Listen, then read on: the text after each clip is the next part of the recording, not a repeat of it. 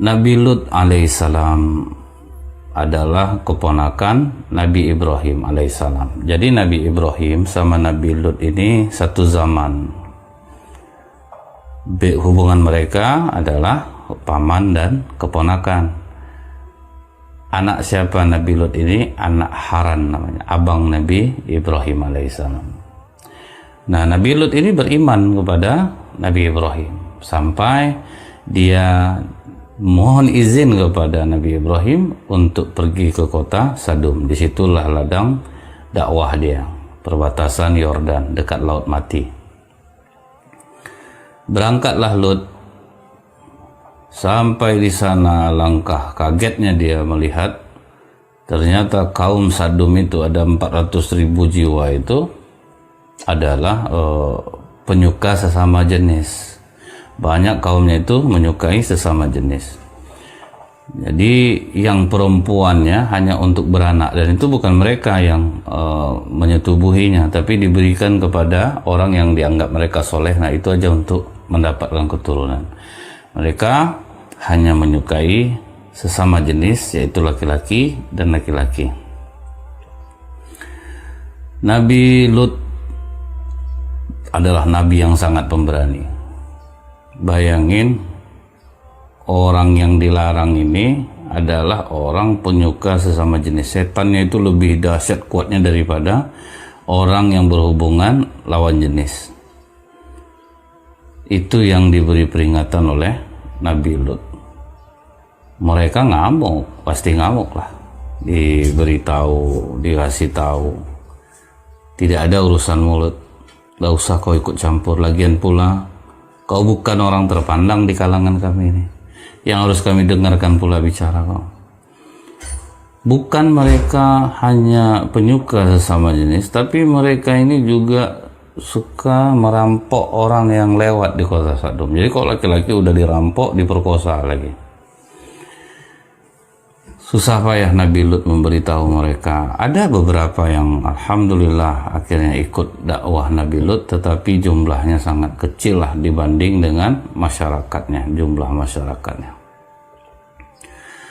Tapi Nabi Lut selalu diselamatkan oleh Allah dari tipu daya mereka. Pokoknya Nabi Lut menyampaikan dakwahnya dengan lembut. Beberapa kali diberi peringatan, diancam dengan azab. Akhirnya mereka makin melawan kepada Nabi Lut. Datangkan aja azab tuh kepada kami Lut. Kami tidak takut dengan azab yang kau ancamkan itu. Nabi Lut diam-diam itu buka pengajian di rumah. Nah, maksudnya ini diam-diam ini apa? Supaya selamat. Ada orang yang belajar ngaji pergi ke rumah Nabi Lut.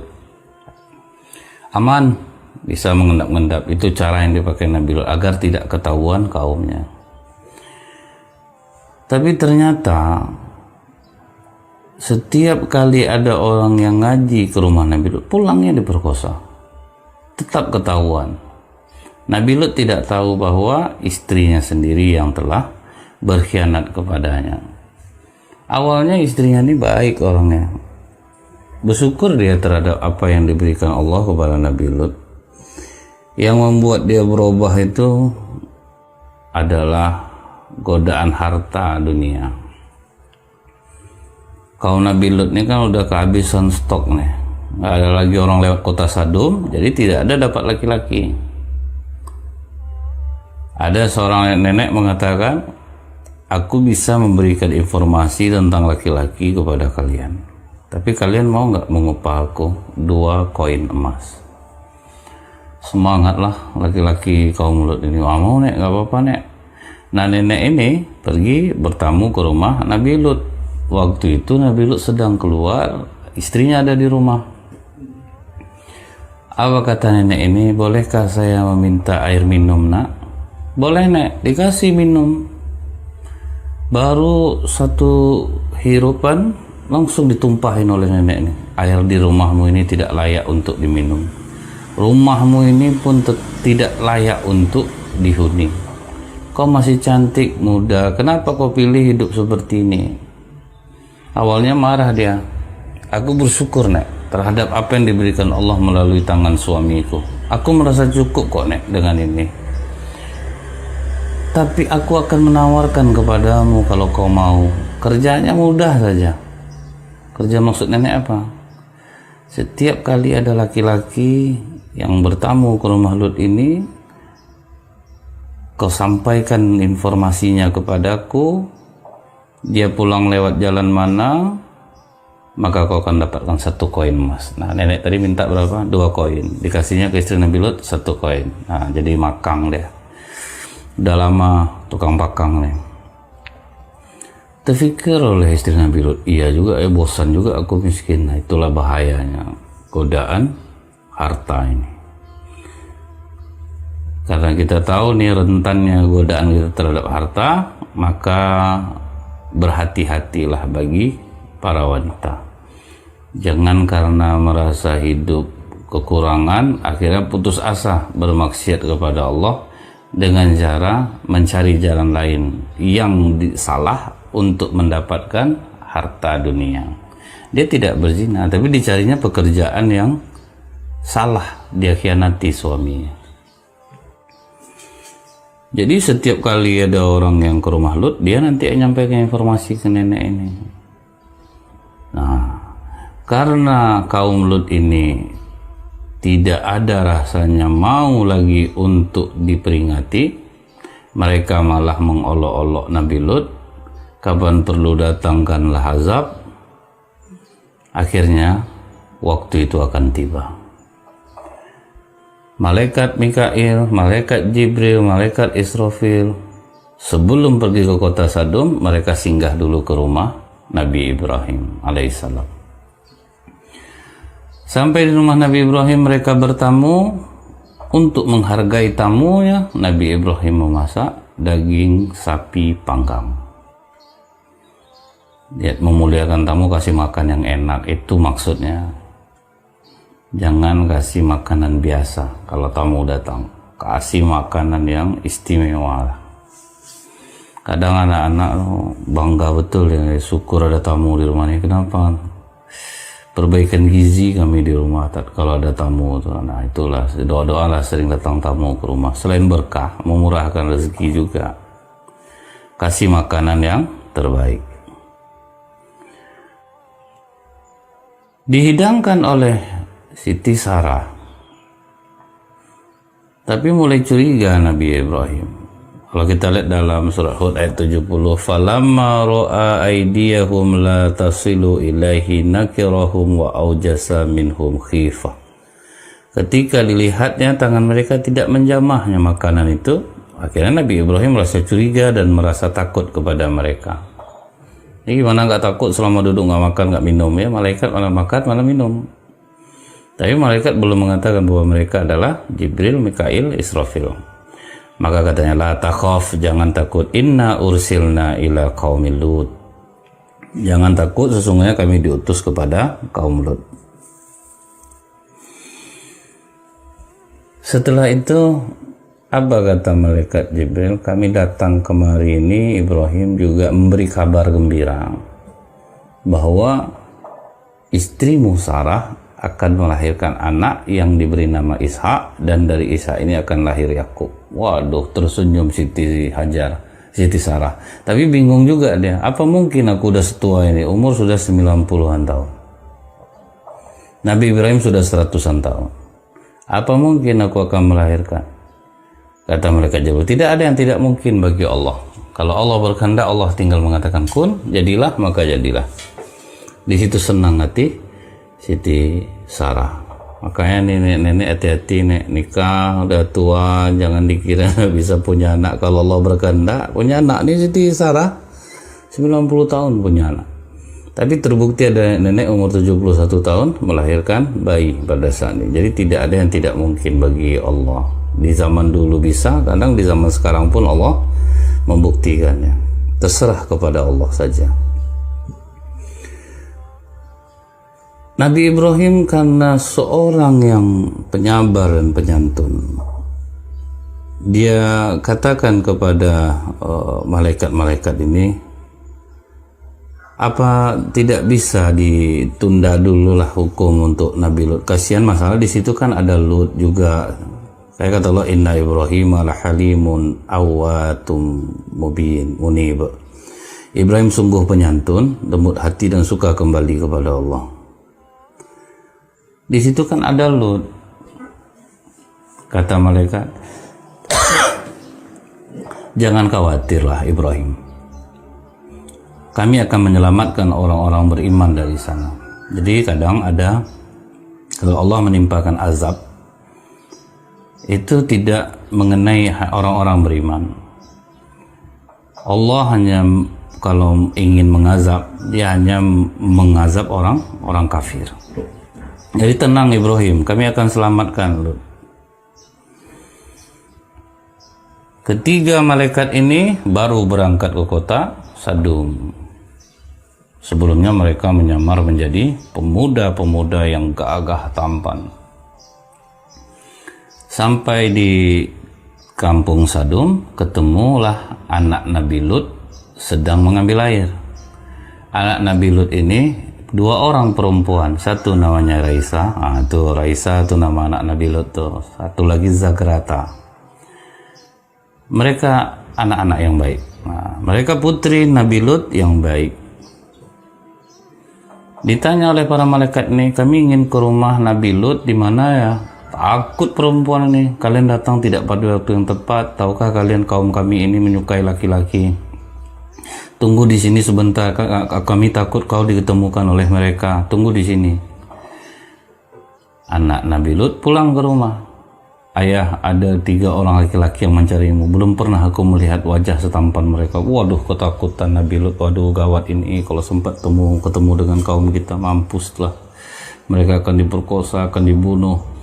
Maka Nabi Lut berusaha mengejar ke gerbang kota. Maaf, enggak nguap. Sampai di gerbang kota, disambut oleh Nabi Lut. Waduh, kalian ini jangan kesini lah, bisa nggak kalian pindah aja dari kampung ini? Wah, kami ingin ke tempat Lut. Akhirnya Nabi Lut berusaha sembunyi-sembunyi untuk sampai ke rumahnya. Begitu sampai ke rumah Nabi Lut, alangkah girangnya istri Nabi Lut mengintip. Waduh, ini barang baru, ini ganteng betul ini. Aku minta upah yang besar, ada 3 lagi. Setelah diketahui di mana nanti jalannya, maka Nabi Lut ini belum tahu nih bahwa ini malaikat. Istrinya juga menyangka itu manusia biasa. Istrinya pergi ke tempat nenek ini, mengatakan, "Nek, ada barang bagus nih, 3 orang laki-laki tampan. Dan ini aku mau menginformasikan jalannya, asal aku dikasih 2. Nenek itu datang lagi ke pemuda-pemuda kaum Lut. Ini ada barang bagus, dijamin belum ada yang seganteng ini. Cuman upahnya 1 orang 4 koin emas, dipakang lagi sama nenek ini. Saking gilanya kaum Lut ini, mereka mau membayar nenek ini. Jadi kalau sudah iblis menyuruh orang untuk berhubungan sesama jenis ini, itu udah paling tinggi kekejiannya. Kalau kita membiarkannya, ini juga bahaya. Karena kemaksiatan ini tidak bisa dia dibiarkan. Harus ada yang menasihati. Kita nasihati cara lembut, didakwahi. Mereka memang tidak mau, tetapi yang penting ada sampai dakwah kita. Ada yang kita pertanggungjawabkan nanti sisi Allah, bahwa kita ada memperingatinya. Tidak ada istilah Allah menciptakan kelamin ketiga, itu tidak ada. Atau terjebak perasaan laki-laki di hati saya atau perempuan di hati saya, itu tidak. Kalaupun iya, berusahalah untuk mendekat kepada Allah. Banyak kok kaum-kaum yang penyuka sesama jenis, tapi mereka tidak melakukannya. Kami takut kepada Allah, kami akan berjuang, kata mereka, untuk dekat kepada Allah. Karena tidak ada yang lain. Karena yang Allah hanya menciptakan laki-laki dan perempuan. Kami tahu, kami penyuka sama jenis, kami akan berusaha untuk mendekat kepada Allah. Dan sebagian ada yang sembuh juga. Akhirnya mereka mau dengan perempuan. Terus berusaha, walaupun itu sakit sekali, pedih sekali, tapi mudah-mudahan sabar, Allah akan bukakan jalan. Yang sudah terlanjur balik kepada Allah, Allah akan ampuni dosa-dosa kalian yang pernah melakukan ini. Tidak ada dosa yang besar bagi Allah jika kita mau memohon ampun kepada Allah. Kuatkan belajar agama, dekat dengan orang-orang soleh. Karena kalau Allah sudah mengazab itu luar biasa nanti dampaknya. Kita contoh nih, kaum Lut ini. Begitu mereka mendengar ada laki-laki tampan di rumah Nabi Lut, mereka kepung. Nabi Lut ketakutan, loh kok bisa ketahuan ini, dia nggak tahu bahwa istrinya yang menyampaikannya. Waja'ahu qaumuhu yuhra'un ilaihi wa min qablu kanu ya'malun. Dan kaumnya segera datang kepadanya, dan sejak dahulu mereka selalu melakukan perbuatan keji. Tadi buru-buru mereka datang. Mereka ancam Nabi Lut, wahai Lut, kami tahu ada laki-laki di dalam. Tolong keluarkan Lut, kami tidak tahan lagi ini. Kata Lut, ada nih ya perempuan-perempuan di sini. Kenapa kalian mendatangi laki-laki? Nikahilah perempuan. Lut, kau tahu kami tidak berselera dengan perempuan. Pokok keluarkan laki-laki itu atau kami masuk ke dalam. Nah, Nabi Lut betul-betul ketakutan karena tidak ada yang melindunginya, karena mereka lemah. Disitulah baru kata malaikat Jibril, wahai Lut, jangan khawatir. Aku Jibril, ini Mikail, ini Israfil. Kami datang kemari untuk menjatuhkan hukuman kepada kaummu, karena mereka betul-betul tidak mau beriman kepadamu. Tapi Lut, keluarlah kalian di akhir malam, bawa kau pengikutmu, jangan menoleh ke belakang, dan ingat istrimu adalah bagian yang tertinggal. Nah, di situ Nabi Lut kaget, ternyata istrinya yang selama ini berkhianat kepadanya. Maka Nabi Lut bawanya kaumnya, yang pengikutnya beberapa orang, tidak menoleh lagi ke belakang. Begitu orang-orang kaum Lut ini masuk ke dalam, malaikat Jibril menggempakkan sayapnya sehingga yang masuk semua buta matanya. Semua buta, mereka kebingungan, terlempar ke sana, terlempar ke sini. Begitu habis subuh, fajar mulai menyingsing. Apa azab yang diberikan Allah? Bola-bola api menghantam, dan semua sudah ada tanda. Pokoknya semua batu itu tidak meleset. Setelah itu diangkat setinggi-tingginya, kemudian dibalikkan, ditelungkupkan ke bawah. Itulah bahayanya orang-orang yang melakukan kemaksiatan. Nah, kita lihat yang kena wabah virus corona kan banyak nih. Tapi kenapa yang parah Ekuador, Amerika, Italia, ada kemaksiatan besar di sana. Mereka melegalkan pernikahan sesama jenis. Jadi ketika tingkat kemaksiatan besar di suatu tempat, Allah tidak menurunkan teguran lagi, sudah azab. Banyak kok yang kena COVID, tapi nggak sampailah yang tergelempang-gelempang di jalan itu rasanya. Nah, Indonesia masih syukur. Jadi kita nasihati mereka, dakwahi mereka, berharap kita kepada Allah, mereka mau kembali dan tidak mau melakukan kemaksiatan. Perlahan-lahan.